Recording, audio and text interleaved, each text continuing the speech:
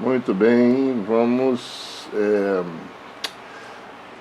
dar início à nossa última aula 12 de oficina de modelagem e simulação computacional, e agora a gente vai falar sobre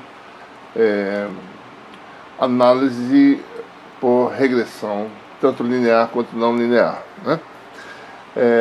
O método de regressão, análise por regressão, é muito utilizado na análise de experimentos.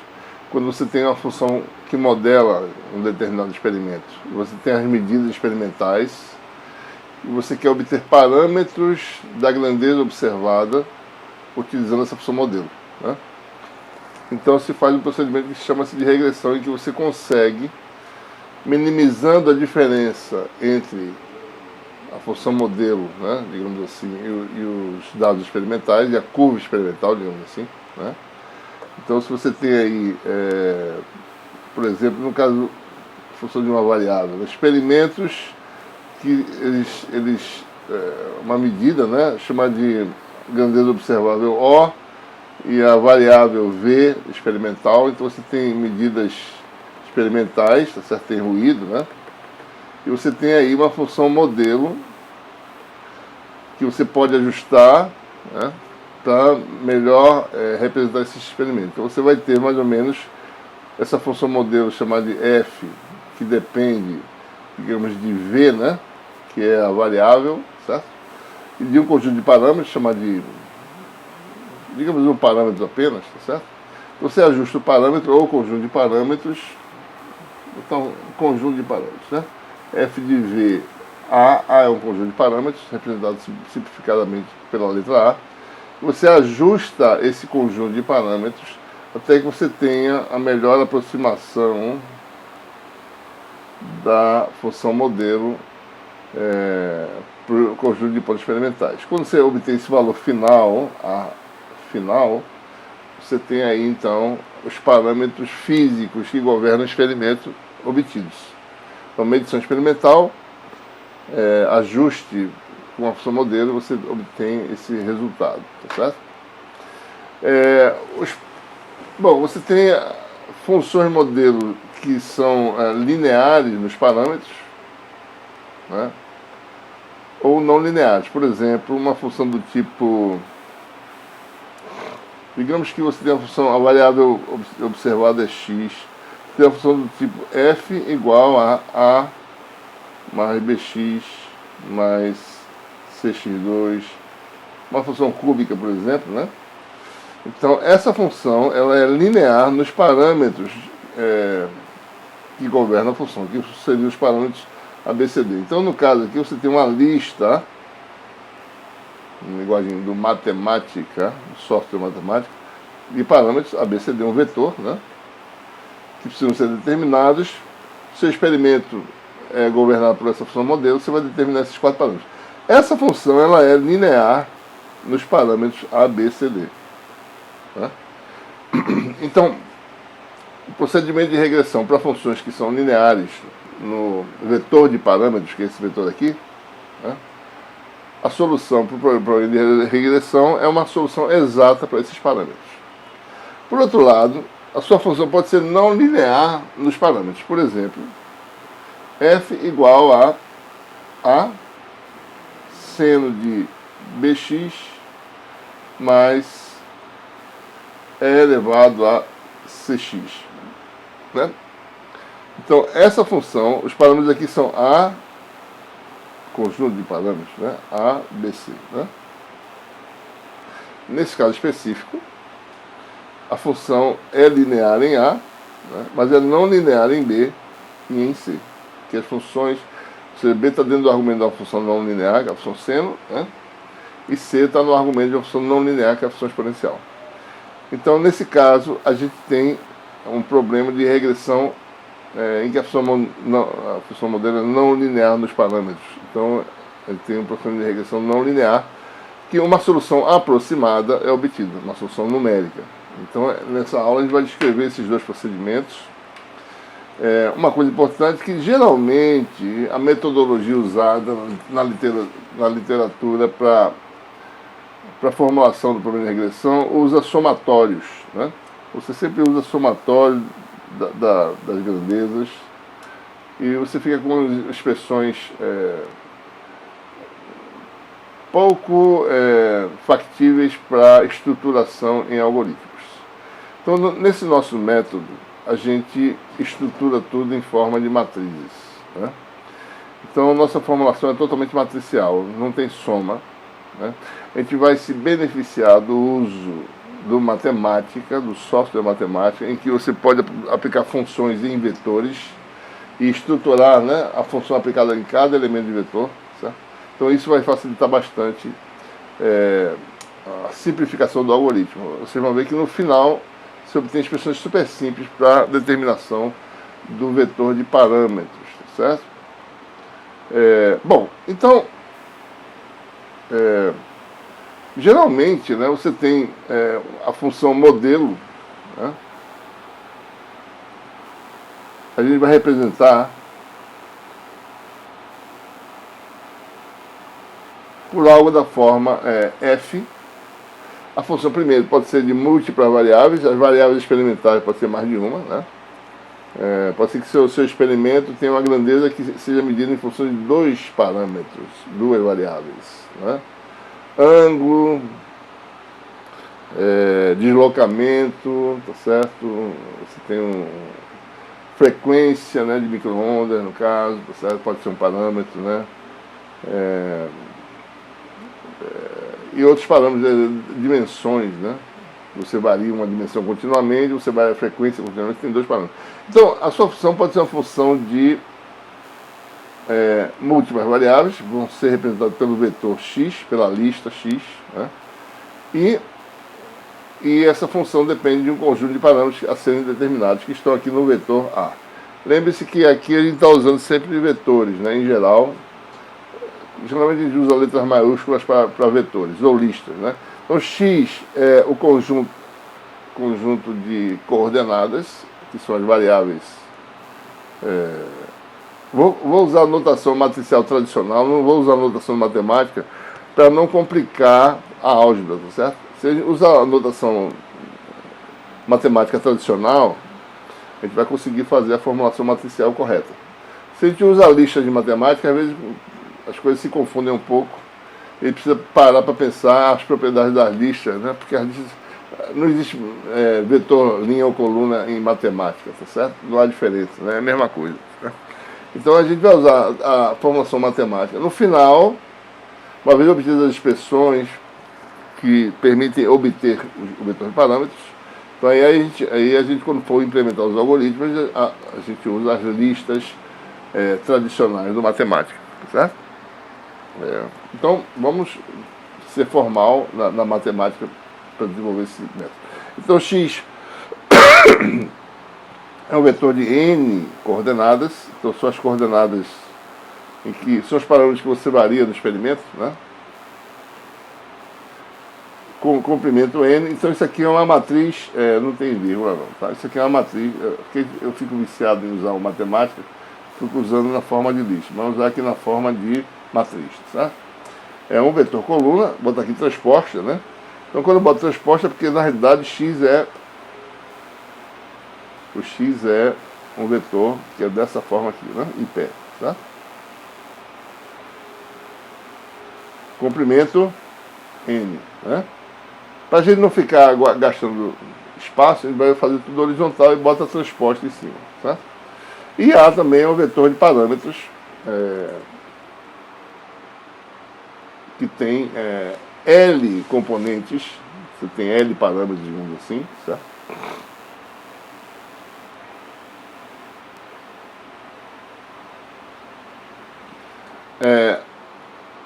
Então, por exemplo, né, nessa função aqui, tá certo?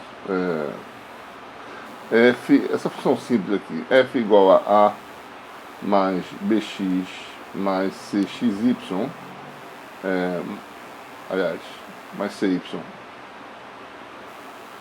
mais dxy, né? O que nós temos aí? Nós temos duas variáveis, n igual a 2. Então x é igual a uma matriz xy, né? Resposta. E L igual a ABCD, L igual a 4.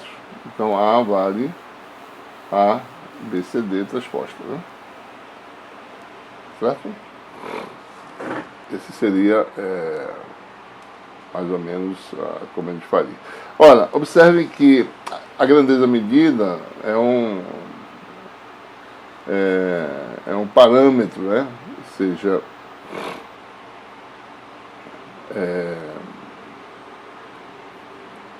isso aqui está errado, pessoal. Desculpa, eu cometi um pequeno engano aqui. Espero que não esteja errado aqui nas notas. Então, que tem vários índices aqui, né? Número de variáveis não é N, tá? Desculpe, é M de Maria, certo?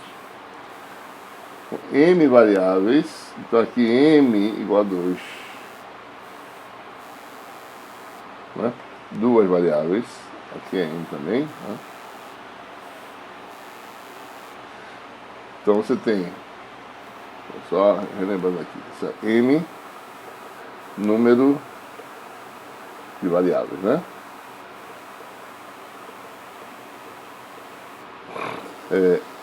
L, número de parâmetros, o comprimento do vetor de parâmetros. Bom, sua medida experimental é realizada em N pontos diferentes, tá certo? Então você obtém um conjunto de valores W igual a W1, W2, Wn. Essa é a sua medida experimental. Você varia o conjunto de valores X, né? X, você faz ele ter primeiro valor Y1, depois X igual a Y2, etc. X igual a YN. Então, N valores. Então, você obtém correspondentemente a medida W1, W2, Wn. Né? Então, você tem aí, na realidade, tá certo, que o conjunto de pontos estabelecidos experimentalmente, né, está nesses valores aqui de x, né, y1, y2, yn, certo? Ora, então veja, a função modelo, então você tem os valores experimentais, e a função modelo ela deve corresponder, né, aos valores f de y1a, f de y2a, etc., f de yna. Cada y desse é um vetor de m elementos, né? M elementos. Certo? Então, o que a gente quer fazer é que esse vetor, tá certo? Nós temos aqui um vetor de valores medidos. Aqui você tem um vetor de valores da função modelo nos pontos estabelecidos experimentalmente. Então você constrói essa função f, esse vetor, certo? Como sendo f de y1a, um vetor, certo? F de y2a, etc. F de yn, né? A. Resposta. Tá? Então o que a gente quer fazer a gente quer que esse vetor se aproxime dos valores de W. Então a gente quer minimizar o erro médio quadrático. O que é o erro médio quadrático? Ora, é o módulo do vetor de diferença, f menos W. A gente quer minimizar isso, certo? Quer minimizar o tamanho desse vetor, o módulo dele ao quadrado, certo? Então a gente vai definir essa quantidade xi, que é a medida do erro, que é o módulo ao quadrado desse vetor, que é o quê? W menos F no caso, né? W menos F. Produto escalar de vetores é matriz transposta vezes a matriz coluna, né? É isso que ele quer fazer. Quer minimizar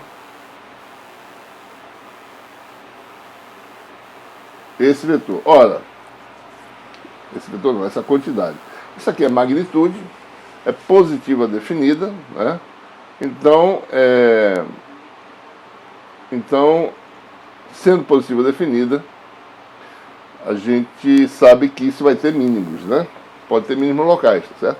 Então a questão é, se eu tiver a solução exata, eu vou ter a melhor solução, vai ter só uma solução, tá certo?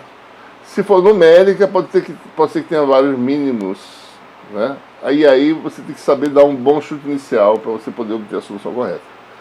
De onde vem esse chute inicial? Bom, aí vem das considerações físicas e da grandeza que está sendo medida, certo?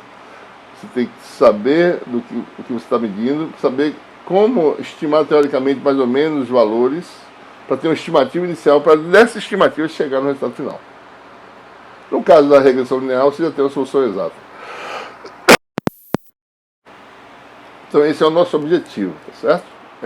O interessante aqui é, quando você tem a função modelo, tá certo?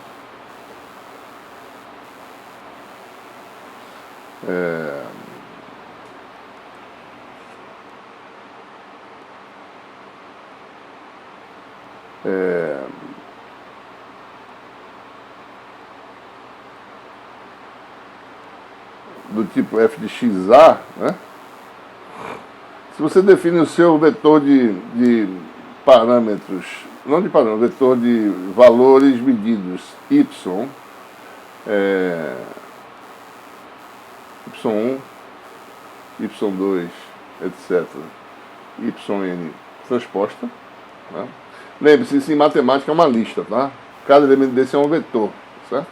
Isso aqui na realidade é y igual a y1, y2, yn. Como é que é isso aqui? Ora, isso aqui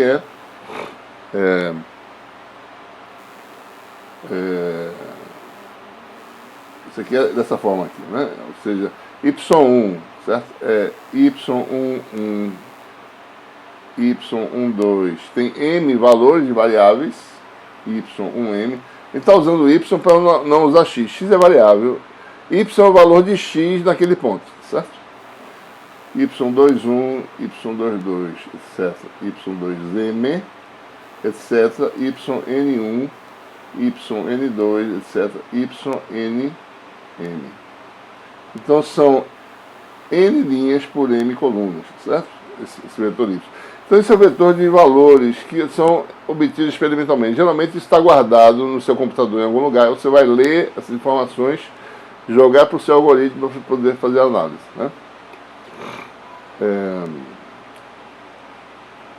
Observe que f de y, certo? A já me dá diretamente, né?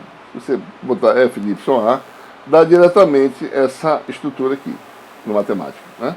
Se você jogar a matriz y como argumento, certo? Você vai pegar em cada elemento a elemento nessa matriz e aplicar na função f. Você vai ter a função estruturada nessa matriz coluna aqui, ok? Bom, muito bem.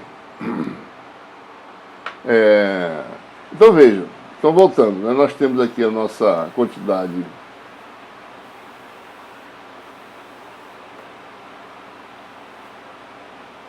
só um minutinho, tem umas coisas que aparecem aqui. Não sei como jogar isso fora. Zoom out.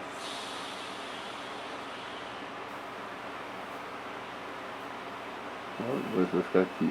Bom, deixa ali, é uma lente que eu não consigo tirar, eu acho. Vou deixar ela aqui do lado. Muito bem, então o que nós temos? Nós temos o erro, que é a magnitude da diferença, né? W menos F transposta W menos F. A gente quer minimizar essa função, tá certo? Função de que variáveis?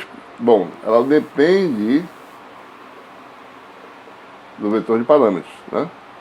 Então, essa é a dependência de xi. Então, a gente quer fazer o quê? A gente quer minimizar essa função, quer achar o ponto em que o gradiente é igual a zero, né? Isso vai ser um mínimo, porque a função é positiva definida. Então, a gente quer fazer gradiente de xi igual a zero. E essa é a equação que a gente vai usar para poder resolver o problema, tá certo? O nabla, no caso, isso aqui tem comprimento L. O nabla é o operador. Nabla a gente vai usar o operador na forma de uma matriz linha. Ele vai ficar exatamente como ele funciona em matemática, né? Aplicado a um vetor o gradiente é o gradiente de cada elemento desse vetor, dessa lista, certo? Então o nabla é igual a DA1, que é o primeiro elemento, né? DDA2, etc. DDAL. Então é uma matriz linha. Por exemplo, né? Se você tem um vetor F igual a F1, vou fazer assim, né? Não tem nada a ver com o F que a gente está definindo. F1, F2, etc. São N valores, né? Fn, né? Que depende dos parâmetros. Então, gradiente de F, isso aqui é transposto, né? Gradiente de F é igual a gradiente de F1, gradiente de F2, etc. Gradiente de Fn transposto. Ou seja, o gradiente atua em cada função aqui, escalar, que tem aqui dentro desse vetor, certo? Então, então ele entra linearmente, por isso que ele está deixando ele deitado. Ele vai ter a mesma função que tem no matemática, certo? Então, que é o operador nabla L dimensional, né?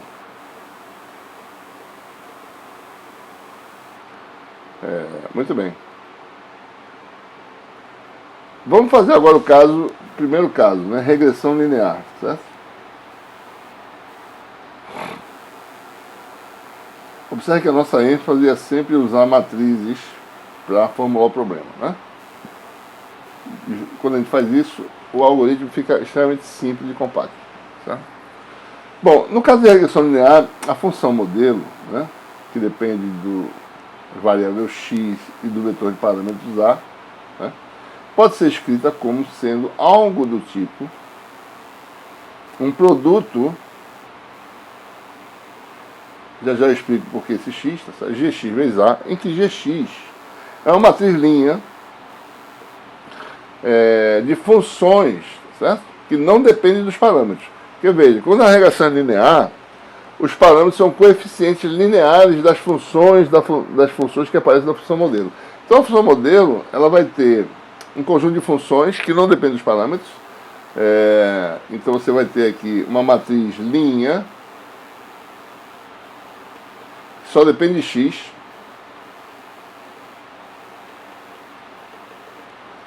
Qual é o comprimento disso aqui? Bom, L, né? L funções, L de x.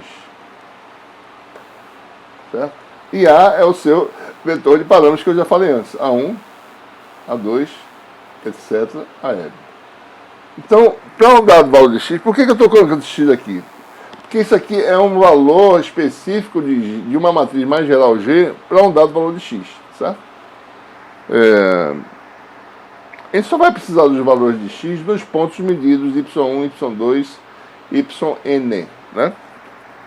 Então eu vou ter uma matriz com n linhas, digamos assim, linha G, né? Cada linha correspondendo ao valor de y, tá certo? Mas observe, essa construção aqui quer dizer o quê, né? Se G é dessa forma e A é dessa forma, então F é igual a A1.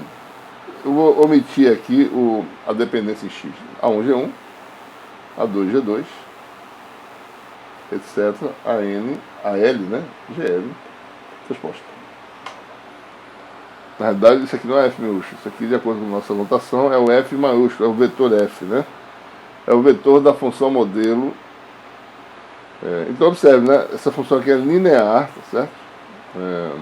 Na realidade, desculpe, não é isso não. Isso aqui é um elemento. Desculpe, isso está errado. O escalar fornece uma soma, né? A1, G1. Isso aqui não é F, né? Isso aqui é o valor da função modelo. Desculpe. A1, G1, mais A2, G2, mais, etc., AL, GL. Ou seja, a função modelo é linear nos parâmetros do vetor de parâmetros, né? Então você pode escrever assim, produto de uma função de x com o vetor de parâmetros A, né? Ora, a gente define então, certo? para cada valor assumido por x, que é y1, y2, yn, a gente constrói uma matriz, tá certo? Que é da forma G, botar lá em pé, né? G1, G2, etc., Gn. Né? Quem é G1, G2, Gn? Olha, Gn é simplesmente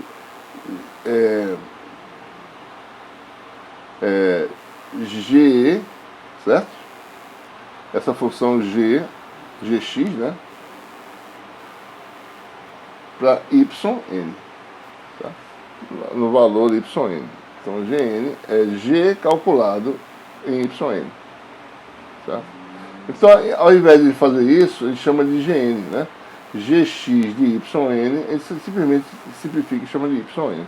Então, cada linha, cada elemento de G é uma matriz linha, uma linha, né? Cada linha de G é esse conjunto aqui calculado em yn, certo? E quando eu faço F, eu posso calcular esse produto, certo? G vezes A, tá? Isso aqui vai dar o que, né? G1, G2, etc.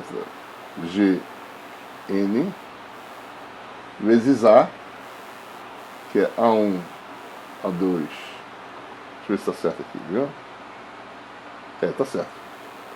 A L, né? Observe que esse comprimento aqui é L, né? Isso aqui vai dar vou botar assim, né? G, a gente chamou G1, né? G1 de Y1, G2 de Y1, etc. GL de Y1, vou fazer simplificadamente, aqui vai ser Gn de Y, desculpe, G1 de YN,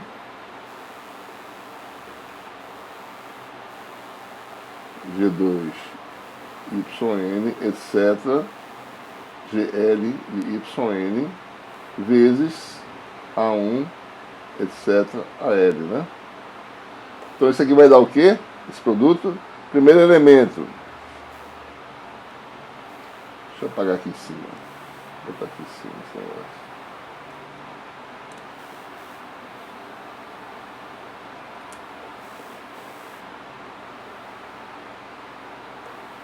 Então isso aqui vai dar o quê, né? O que vai dar GA? Vai dar exatamente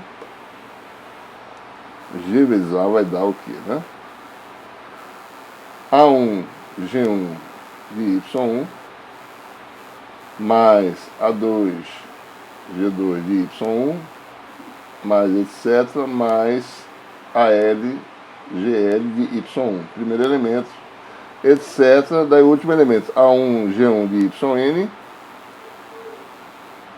mais A2, G2 de YN mais etc. mais AL, GL de YN. Ou seja, o que é isso aqui? Isso aqui é a matriz F. Primeiro elemento é a função F em Y1, segundo F em Y2, último F em YN, que é exatamente isso aqui, né? F de Y1A, F de Y2A, etc. F de YNA. Né? Ou seja, então resumindo, né? Eu posso construir a função F simplesmente fazendo o produto da matriz G. Então, observe, a gente tem que construir essas matrizes no algoritmo, tá? A gente tem que saber a formulação para construir. Constrói a matriz G, multiplica pelo vetor de parâmetros, você tem a função F, que a gente vai usar lá no nosso minimização, tá certo? Do erro, né? Bom, aqui tem um exemplo, né? Deixa eu mostrar rapidamente para vocês, tá certo? Só para a gente mostrar como constrói a matriz, né? Aqui tem esse exemplinho aqui, tá certo? Considera essa função aqui, né? a função linear nos parâmetros, né? A exponencial de xy mais b cosseno de x mais y mais seno de xyz mais d. Então você tem 4 parâmetros, quantas variáveis? X, y e z. 3 variáveis. Seu vetor de variáveis é o vetor x, x1, x2, x3, quer dizer, x, y, z. Né? O vetor de parâmetros são 4, A1, A2, A3, A4, que são A, B, C, D. Sua função G, então, dado x, é G1, G2, G3, G4, que quer dizer o quê, né? Essas funções aqui, ó, exponencial, cosseno, seno e 1, certo? Exponencial, cosseno, seno e 1, né? E se você tem medidas, por exemplo, nos pontos, digamos que você tem aí medidas nos pontos 1, 1, 1, isso aqui é o y1, tá certo? 1, o valor de x, né? X igual a y1, y2 igual a 1, 2, 3, e y3 igual a 3, 5, 1. Então você tem 3 pontos. É claro que o experimento tem muito mais pontos, mas só para simplificar. Então, nós medimos os valores correspondentes na grandeza física W, que é W1, W2, W3. Bom, então como é que fica a matriz G, né? A matriz G é as funções que compõem a matriz G no primeiro ponto, que é 1, 1, 1, né? x1 igual a 1, x2 igual a 1, x3 igual a 1. A segunda linha é o valor de G, conjunto de funções, elementos que são funções. No ponto 2, certo? 1, 2, 1, 2, 3, né? E o último seria, observe que o último elemento é sempre 1 da matriz G, né? Que é D vezes 1. E aqui você tem aí 3, 5, 1, que é o terceiro elemento. E a sua matriz F, quando você faz o produto de G vezes A, certo? Vai dar exatamente, né? Vai dar exatamente essa composição. A exponencial, B cosseno, mais C seno, mais D, e em cada ponto. A gente construiu todas as matrizes necessárias para a formação do problema, certo? Bom, voltando agora para o nosso problema original,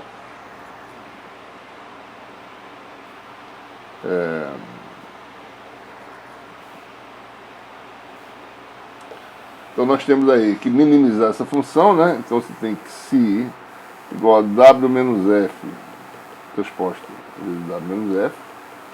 Vamos calcular agora o gradiente, lembrando, o gradiente de um vetor aplica em cada elemento o gradiente, né? Então, gradiente de si, a gente quer fazer essa equação aqui, então vamos calcular, tá certo? Vamos primeiro expandir isso aqui, né? Então, que si vale W transposta vezes W, mais F transposta vezes F, e tem os termos cruzados, menos W transposta vezes F, menos F transposto vezes W, né? Certo? Observe, tá?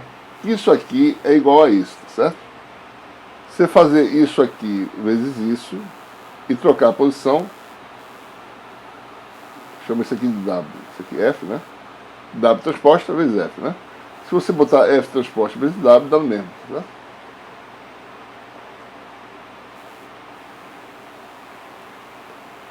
Ou seja,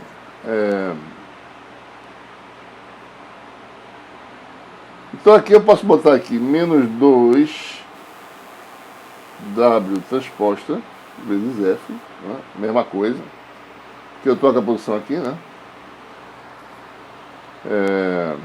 E aqui deixa como está, né? Do mesmo jeito, tá certo? Então você tem que si vale WTW mais FTF menos 2WTF, né? Tá certo? Bom, e o gradiente? Como é que a gente faz, né? Regra da cadeia, tá certo? Gradiente de si. Regra da cadeia. Você vai ter... Bom, primeiro, o gradiente não atua sobre W, porque W são os valores medidos experimentalmente. esses valores medidos são números, não depende de nada, tá certo? Não depende do vetor de parâmetros. Então, a derivada desses valores dá zero. Isso aqui não participa. Então, isso aqui é o gradiente de f transposto, é gradiente de f, daí você faz a transposta, vai dar gradiente de f transposta vezes f mais f transposta gradiente de f. Né? Aqui também o gradiente não atua sobre dado, fica menos 2wt gradiente de f. Né? Observe aqui que eu também, mais uma vez, eu posso comutar, porque é um produto escalar, tá certo? O resultado independe da posição do comuta, né? Então aqui vai dar gradiente de f transposta vezes f mais gradiente de f transposta vezes f menos 2w transposta vezes gradiente de f. Né? E aqui eu posso fazer também ainda, né? Isso aqui dá 2 gradiente de f transposta vezes f. E aqui eu comuto de novo, tá certo? Menos 2 gradiente de f transposta vezes w. Tá? Ou seja, gradiente de xi vai dar 2 vezes gradiente de f transposta vezes f menos w, ou se você quiser, gradiente de xi igual a f menos w transposta, né? Posso fazer o contrário, vezes 2, tá certo? Gradiente de f. Né? Então a equação, isso aqui igual a zero, quer dizer f menos w transposta gradiente de f igual a zero. Certo? Essa é a equação que a gente obtém, regressão linear, né? Deve ter sido isso que eu obtive aqui, tá certo? F menos W, né? Transposta de gradiente igual a zero. Vamos calcular o gradiente de F, tá certo? Para ver o que acontece. Olha, gradiente de F é gradiente de G vezes A, né?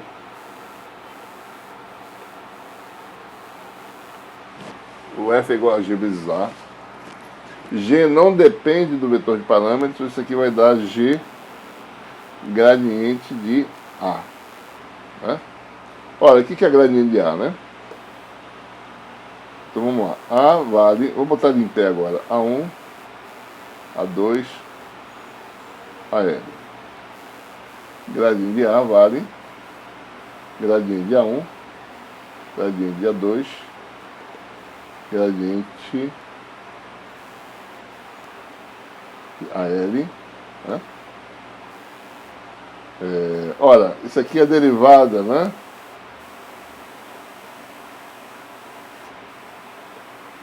Um vetor, né, cujas componentes são as derivadas em relação às variáveis A, né? Isso aqui dá um vetor de comprimento L, isso aqui vai dar 1, 0, 0, etc, 0, comprimento L. Esse outro aqui vai dar 0, 1, etc, 0. E o último vai dar 0, etc, 1. Ou seja, isso aqui é a matriz de identidade de ordem L. Né? Então, gradiente de A é a matriz de identidade. Ou seja, gradiente de F é igual a G gradiente de A, que é igual a G matriz de identidade de ordem L, que vale G.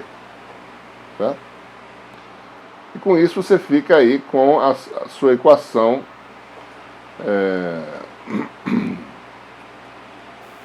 que é W menos F, né, originalmente F menos W transposta, não é isso? F menos W transposta gradiente de G, gradiente de G não, desculpa, gradiente de F, né, igual a zero, mas isso aqui deu G, né? Ficou F menos W transposta vezes G igual a zero. E daí a gente vai agora expandir, tá certo? F igual a G vezes A, né? F transposta é G vezes A transposta.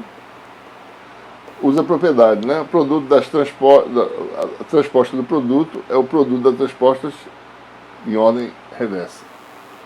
AT, GT. Certo? Então isso aqui vai dar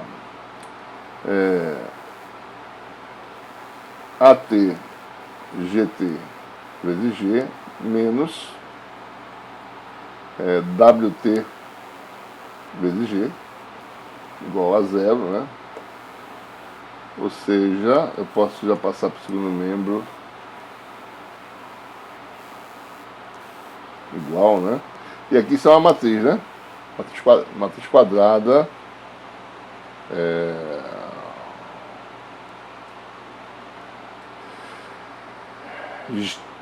vamos lembrar, vamos só ver se está certo. G tem dimensão N linhas por L colunas, né? G é N por L. G transposta é L por N. Não é isso? Então, G transposta vezes G é L por N, N por L, que dá uma matriz quadrada L por L, certo? Que é o comprimento do vetor de parâmetros, né? Então, a gente pega a inversa dessa matriz aqui, multiplica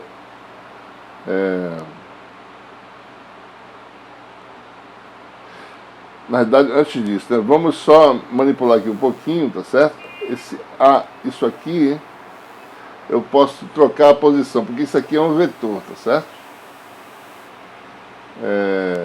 Eu posso fazer a transposta em ambos os membros.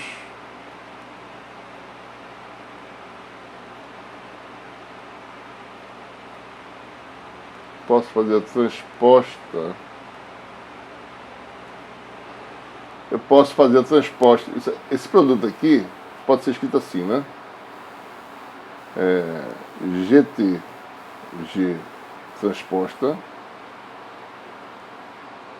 vezes A e a transposta disso, tá certo? É exatamente isso, né? Igual a WT G, que é igual a G. Espero que dê o mesmo resultado, né? Eu estou tentando obter o A. G vezes A, G vezes W, G transposta vezes W transposta, certo? Acho que está certo, né? A gente tá... Porque daí a gente tira esse transposta aqui, cancela, né? Fica... Ora, isso aqui, a transposta disso é ela mesma, tá certo?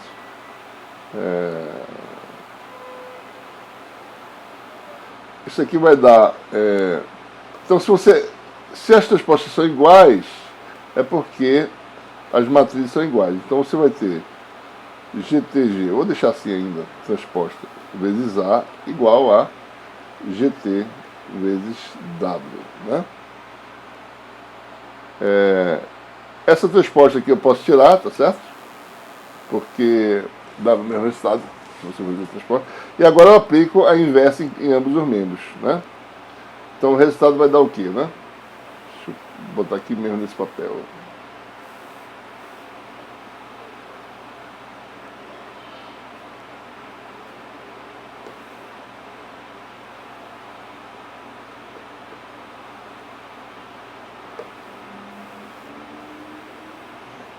Ou seja, aplicando a inversa em ambos os membros aqui,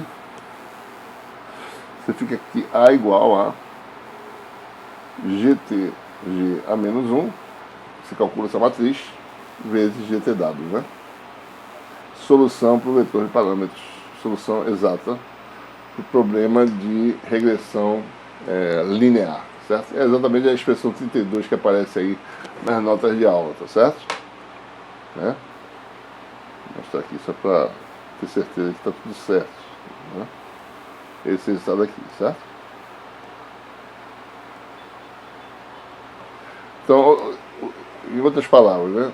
Constrói a sua função nessa estrutura, calcula G nos vários pontos, constrói a matriz G, basta você saber a matriz G e os valores medidos W, né? você constrói a matriz G sabendo as coordenadas x medidas. Certo? Aplica a função modelo de uma vez só no matemática, nesse vetor como um todo, você já constrói a G de uma vez só. Então isso é bem estruturado o programa, tá certo? Está resolvido o problema, né? Rápido. Certo? Bom, e quando a função é não linear, né? Como é que fica o problema? Certo? Ora, então o que a gente vai fazer é tentar estimar um chute inicial para o vetor de parâmetros e a partir desse chute inicial ir corrigindo, né? A gente vai corrigindo, certo? Até convergência, né? Esperando que converja. Às vezes você não consegue, certo? Então, o procedimento é chamado de primeira ordem, para a gente fazer uma expansão de Taylor em primeira ordem.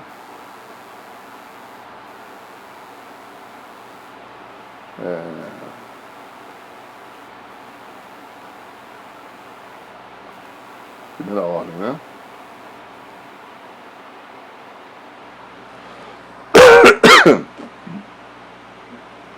Ou seja, o que ele faz é o seguinte, a gente faz o problema iterativo, define K como uma variável de iteração, certo? Você pode definir ou não, mas num determinado estágio do algoritmo, você tem um loop em que o seu A está variando, tá certo? A partir de uma correção, né? vai sendo corrigido. Então, digamos que, só para a gente poder representar, num determinado momento, K é uma variável de iteração e o seu vetor de parâmetros está nessa iteração K, na késima iteração, né?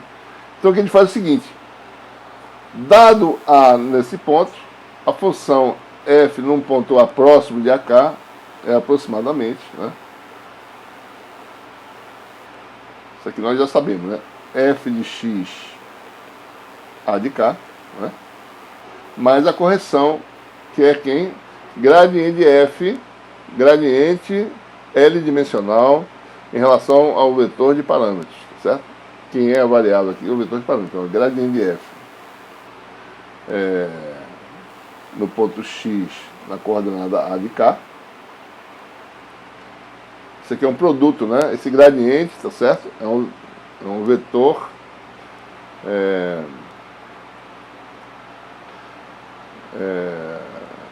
aqui é uma função linear simples, né? Então isso aqui vai dar um vetor, tá certo? Produto escalar, né? Então lembrando que o gradiente, porque às vezes as coisas se confundem aqui, né? O gradiente é um vetor linha, tá certo? Então isso aqui já é um vetor linha, né? Então o produto escalar com um vetor diferença A menos AK. Né? Então A é próximo de A de K, então é F no ponto AK mais a correção, que é o gradiente, A menos AK. Tá? Então eu construo então o nosso vetor agora. F, que é o conjunto de funções, tá certo? Como é que é F, né? F é o conjunto de valores de F em cada valor de X em YN, tá certo? Então, F tem N elementos, né? Lembrando aqui, F de Y1, A, etc., F de YNA. Eu posso aplicar esse procedimento aqui de aproximação em todo o vetor F de uma vez só, né, usando a mesma receita. Então você vai ter o que, né? F de A é aproximadamente F de X, certo? Vou chamar de F na késima iteração, vou omitir o argumento X, né? Certo? Aqui é F, as funções F calculadas em todos os pontos Y1 a YN, já foi calculado, tá certo? Então, na F no ponto A vai ser F na késima iteração, vou botar assim, ó, K. Eu estou botando só para eu estou sendo informal, tá? Era para ser rigorosamente A de K, né? Mas para não ficar, eu vou botar F na késima iteração, certo? Mais gradiente de F, gradiente elemento a elemento, certo? Cada gradiente aplica em cada elemento de F, certo? Que dá uma matriz, né? Comprimento L, altura N, matriz Isso aqui é uma matriz L linhas por, aliás, desculpa, N linhas por L colunas, que é o gradiente aplicado, né, gradiente de F vezes A menos AK. Então observe, né? Isso aqui tem comprimento L. Isso aqui tem largura L. Então tá certo aqui o cálculo, certo? Todo certinho, né?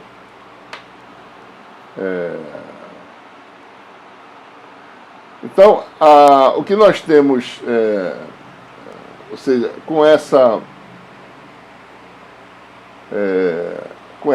aproximação, a correção que nós obtivemos foi aquela equação, né? F menos W transposta.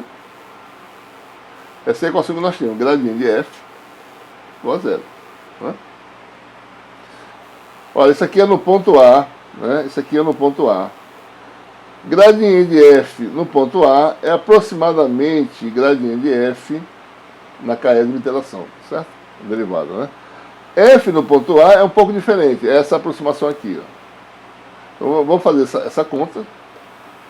Então isso aqui vai dar, então só reproduzindo, F de A menos W transposta, gradiente de F, vou botar aqui na késima interação, igual a zero.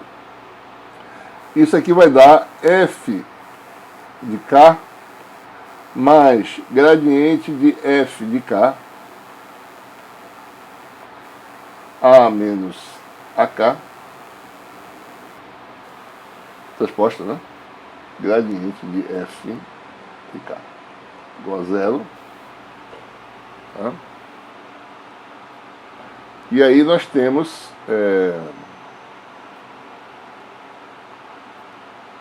ora, a gente vai chamar isso aqui de delta, né? A correção no vetor de parâmetros, chamar de delta A de K. Isso fica F na késima interação mais gradiente de F na késima interação delta A na késima interação transposta. Vou tirar esse K para não ficar muito correção na késima interação, né? Gradiente de F. Bom, está todo mundo na késima interação, tá certo? Então eu vou tirar os K, isso aqui é na késima interação igual a zero. Para ficar mais simples ainda, é F na késima interação mais gradiente de F na késima interação vezes a correção na késima interação transposta, né? Faltou menos W aqui, né? Menos o W que eu esqueci, tá certo? F, que é isso aqui tudinho, menos W, né? Menos W, gradiente de F, igual a zero. E aí a gente pode calcular, tá certo? O que eu preciso fazer é isolar o delta A, fazer todas as manipulações algébricas e isolar o A. Eu vou deixar isso para vocês, né? Que faz parte da lista, tá certo? É uma continha. Vai expandindo isso aqui, tá certo? Até você separar o delta A e fazer a operação de inversão de matrizes. Então você fica com esse seguinte resultado: delta A é igual a gradiente de F transposta, sendo na késima interação, tá certo? Vezes gradiente de F, né? Elevado a menos 1, gradiente de F transposta, W menos F. Pronto, essa é a correção, certo? Essa é a equaçãozinha que se obtém para a solução do problema. Ora, a gente vai corrigindo o delta A, tá certo? Começa com o chute inicial, vai fazendo correções sucessivas no delta A, até que a diferença do novo A anterior seja a menor possível, né? Um critério interessante é pegar que o elemento que mais varie, não varie mais a magnitude do que um certo valor predeterminado, tá? E aí você tem esse método também chamado método das correções diferenciais. É a generalização diferenciais. é a generalização, tanto linear quanto não linear, do método dos mínimos quadráticos. Né? Tá certo? Então esse é o teor dessa aula. Tá certo? É assim que a gente obtém uma solução. Aí tem um exemplo, né? Vou mostrar rapidamente para vocês como construir, certo? Para o caso de regressão não linear, como construir as matrizes. O que você precisa fazer, certo? Primeiro, para resolver o problema, né, é construir as matrizes importantes. Isso aqui é medido experimentalmente, é um conjunto de valores que você obtém, lê no seu computador, que você mediu em algum lugar. F é a sua função modelo calculada, cada elemento. Cada elemento de F é a função modelo calculado no nésimo ponto, então são n pontos de medição. Em geral você tem funções de uma variável, mas pode ser de mais de uma variável também, certo? Então você constrói W, constrói F, calcula o gradiente de F no matemática, que é tranquilo, um vetor, né? E o gradiente aplica em cada elemento do vetor. Pronto, uma vez definido esses resultados, faz esse cálculo de inversão de matrizes. Inverte a matriz e vai corrigindo até que o ΔA, né, o elemento que mais varie, não varie mais do que o certo erro que você determina. E você tem que usar certas considerações físicas para saber qual é o erro que você vai usar, certo? O que é tolerável, né, de erro para um dado parâmetro, certo? Pode ser que você não consiga um erro menor do que um certo valor, então você tem que ver, isso aí faz parte da análise também. Né? Fazer esse exemplo, mostrar esse exemplo para vocês.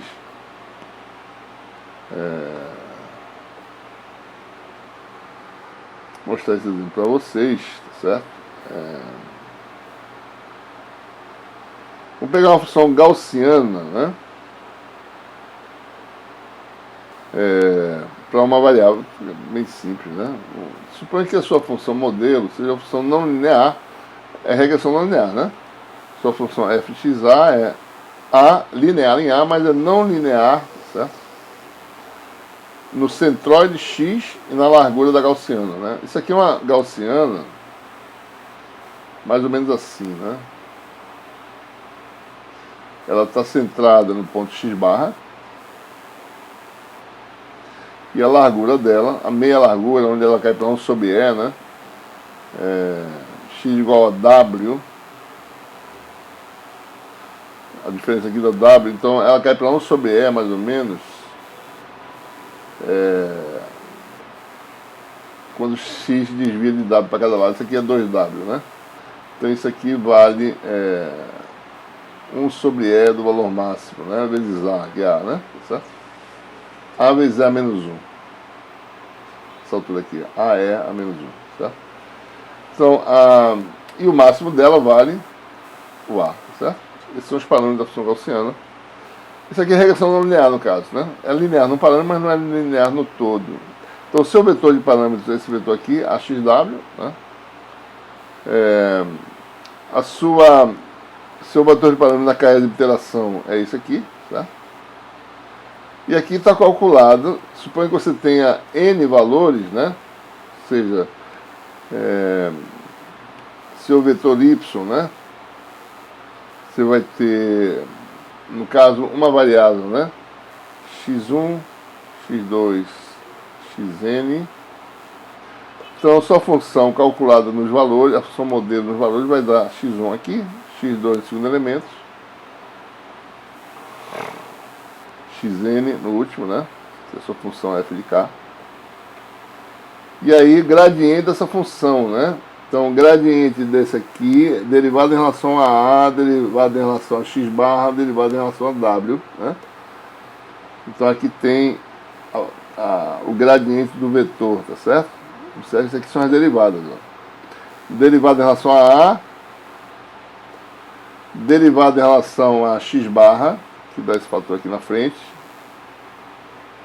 né? Derivado em relação à largura, certo? Que dá um cubo aqui na frente, né?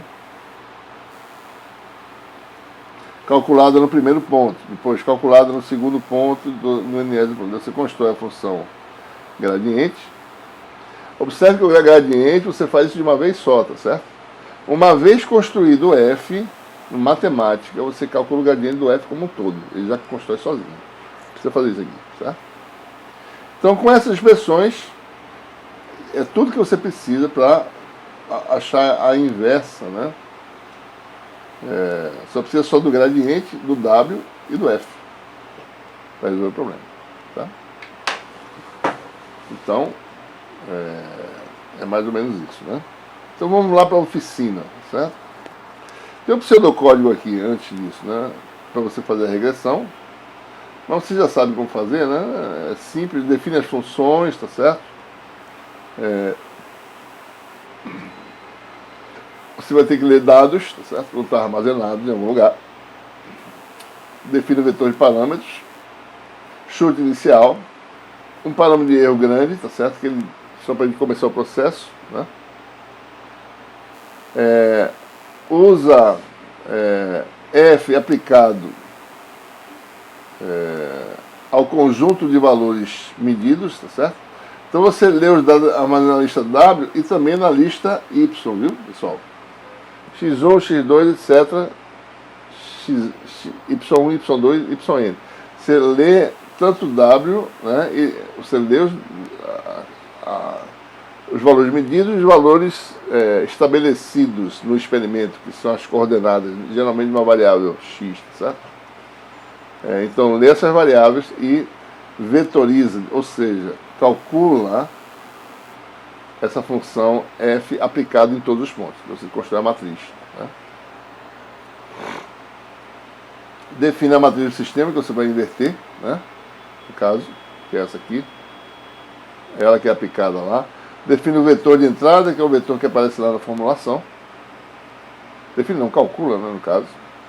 E aí faz o algoritmo. Ou seja, o valor final do vetor de parâmetros está aqui nesse while, né? Enquanto o erro for maior do que epsilon, joga o valor atual de A no AOLD, corrige o A e recalcula o erro, certo? Esse loop while fecha aqui, né? Vai calculando até o erro for menor do que epsilon. Terminou? Então joga o resultado em A e você joga o resultado para o vetor de parâmetros e você resolveu o problema, certo? Bem simples. Observe com a simplicidade do algoritmo, né? Só isso aqui, certo? Ao invés de ter soma, etc, etc, é só matrizes. É que você constrói as matrizes, também é fácil de construir usando matemática. Você aplica uma função em todos os elementos de um vetor, você já tem a matriz construída automaticamente, certo? Bom, isso aqui é baseado no artigo que eu escrevi em 2014 sobre esse assunto, sobre essa forma de resolver o problema, né? Então está lá disponível na webpage, tá certo? Muito bem. Bom, oficina, né? Nós temos aí duas partes. Vocês primeiro vão fazer todas as passagens que a gente fez aí, para vocês realmente adquirirem segurança no que estão fazendo, tá certo? E se convencerem da...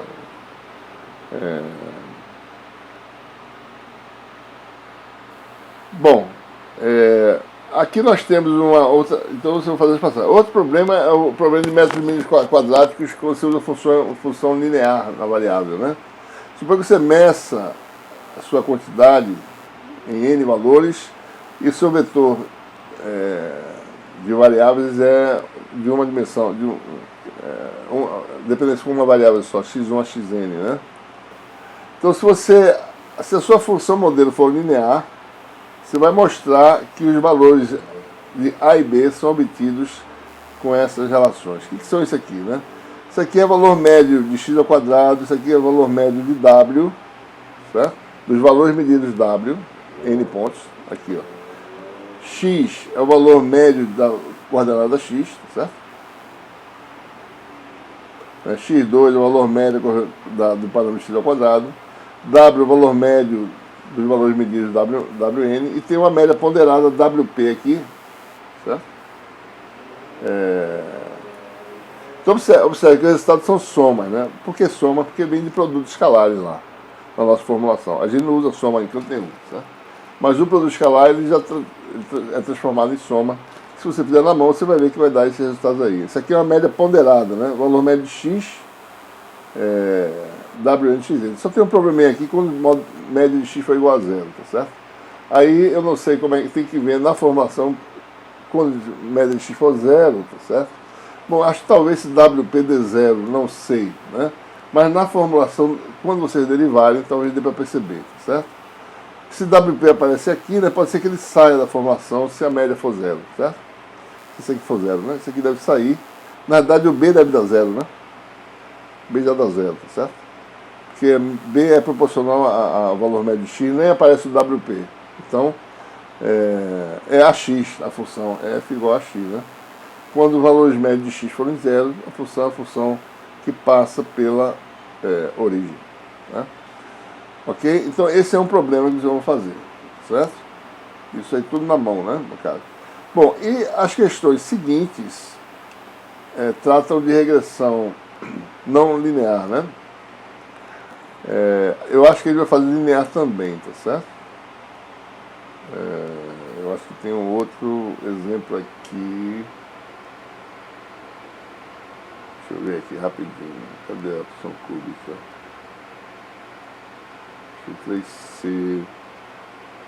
Ah, tá aqui, tudo bem. Eu vou fazer regressão linear também, tá certo? Então tem aqui esse arquivo que está disponível aí, tá certo? Você tem o conjunto de pontos, então é a função de uma variável só, tá? Primeira coluna, vocês têm os valores da variável independente, né, aquela medida, e na segunda, da grandeza física. Aliás, desculpa, a variável independente, aquela que você varia, e a segunda coluna que você mede, tá certo? Vai ler para dentro do seu algoritmo. A gente vai comparar o resultado obtido para modelamento desse conjunto de pontos com o emprego de uma spline cúbica. Uma spline cúbica quer dizer uma função cúbica, na realidade não é nem spline a palavra aqui, tá certo? É um polinômio cúbico, né? A gente vai usar essa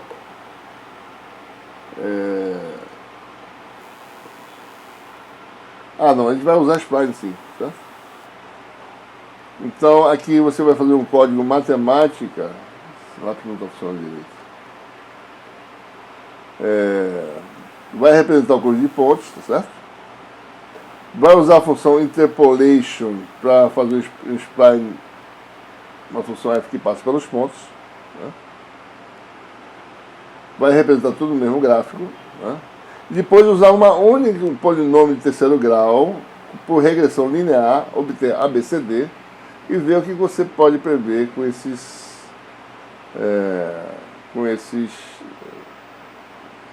você vê os resultados obtidos, certo? Depois você vai ter, esse aqui um dados sem ruído, esse aqui é dados com ruído, modelados tanto por uma função lorentziana quanto por uma função gaussiana. São 3 parâmetros. Você vai obter esses 3 parâmetros por regressão não linear e comparar o resultado. Então vocês vão ter que ver como fazer o chute inicial, tá certo? Olhem para os dados, tá certo? Vocês têm mais ou menos como estimar, né, o chute inicial desses dados, né, dos 3 parâmetros. Tá certo? O tamanho, a amplitude, mais ou menos, a largura pode ser aproximado no olho, tá certo? Você vê mais ou menos, né? E daí vocês podem obter, né? Então aqui tem algumas questões que vocês vão ter que considerar, né? Discutir algumas questões e fazer a análise do resultado, certo? Ok, deixa eu ver se tem mais alguma coisa aqui. Ora, também tem no matemática, né, a função embutida de regressão não linear chamada find fit. Vocês podem usar a find fit, vocês vão usar a find fit para obter os resultados desses problemas e comparar com o que você obteve. A gente vai usar a função absolute time para calcular o tempo gasto de computação do seu algoritmo em relação ao algoritmo embutido de Mascali, certo? Então faça isso, né? Então isso aí é para você usar find fit tanto nas questões da oficina sem ruído, dos dados sem ruído, para os dados com ruído, tá? E com isso a gente conclui, né, nossa última oficina do curso, né, 12ª. Nós temos um prazo de tentativa aí de 1 semana, mas que realmente é impossível fazer, tá certo? Então isso deve chegar até o fim do ano, mais ou menos, a conclusão do curso, né? Por parte de vocês, tá bom? Então, ficamos por aqui até a próxima oferta desse curso na pós-graduação de elétrica, tá bom? Saudações a todos.